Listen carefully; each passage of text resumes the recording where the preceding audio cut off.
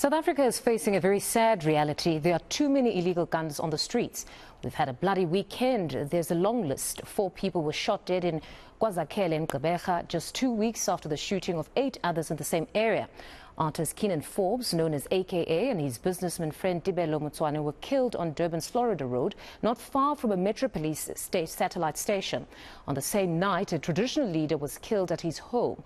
Now, according to the Global Initiative Against Transnational Organized Crime, about 3.8 million unregistered illegal firearms are in circulation in South Africa, Mozambique and Zimbabwe. Now, last Thursday, President Cyril Ramaphosa announced plans to reduce crime in the country. Does that plan assist us in any way, though? Well, let's speak to Action Society's Ian Cameron to get his take on this particular matter. Ian, good morning and thank you very much for your time. I must say, a very dark weekend. You know, honestly, the killing of AKA and a lot of other individuals has shown us yet again how brazen criminals have become. They're not killing us in dark corners. It's in full view of others, clearly knowing that nothing will happen to them. What needs to happen at this point? Because we all listened to the president attentively. He spoke of the 10,000 recruits and he's committed that more boots will be on the ground. What must happen?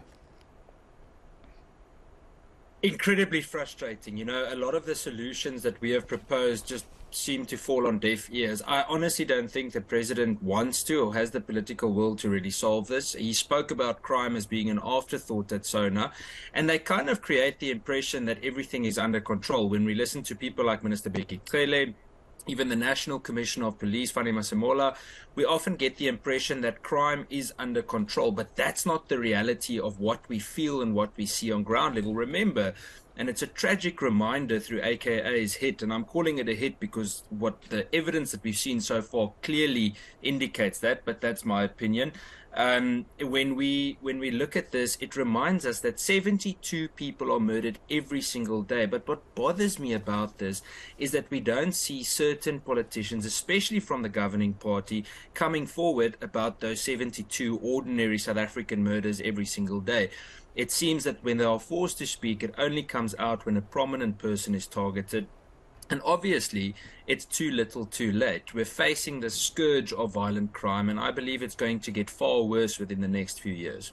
But what exactly, I still ask, needs to happen at this point? Because, yes, we see that they come out when there's a prominent individual that has unfortunately lost their lives. We get promises and they try to solve the case. At times it's very difficult.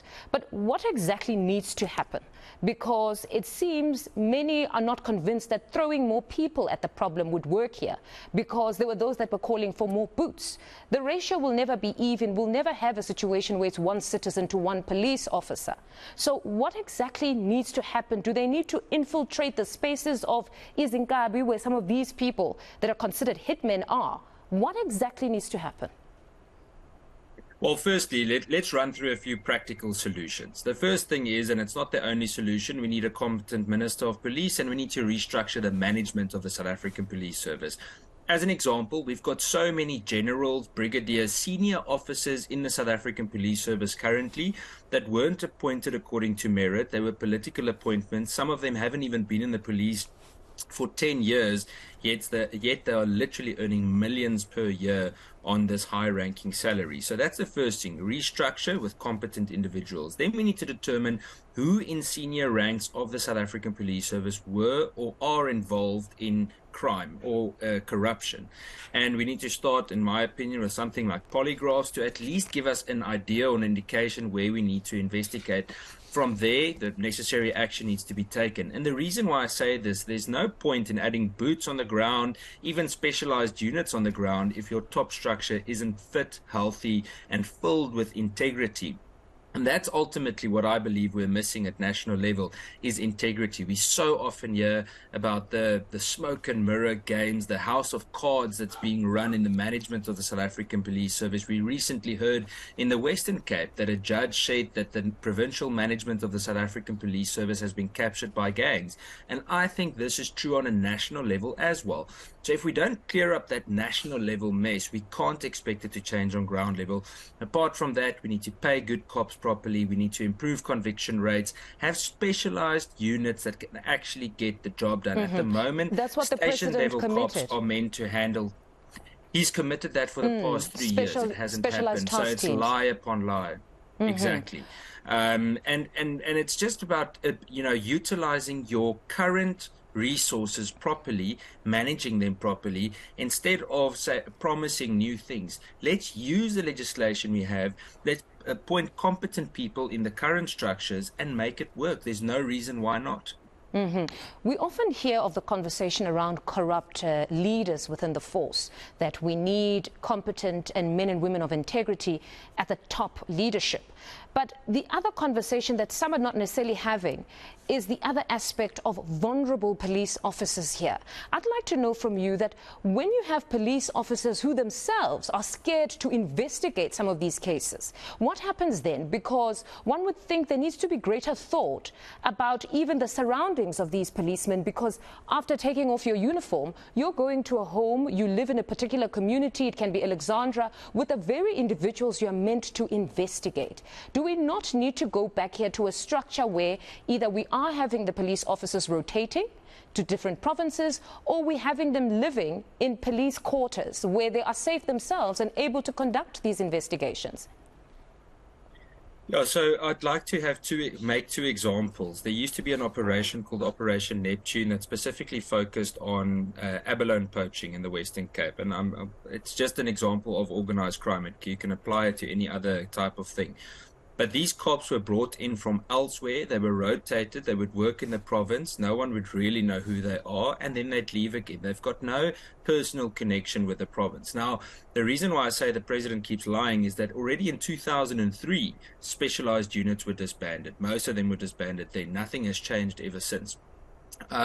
So I think that the suggestion you're making is absolutely spot on. On top of that, certain police members need protection. Someone like Colonel Shaul Kinya that was executed recently, and that's why I question the integrity of our police management. Is firstly, why didn't he have the protection that he asked for so many times? Secondly, why was the report on his assassination classified or attempting to be classified by the Minister of Police?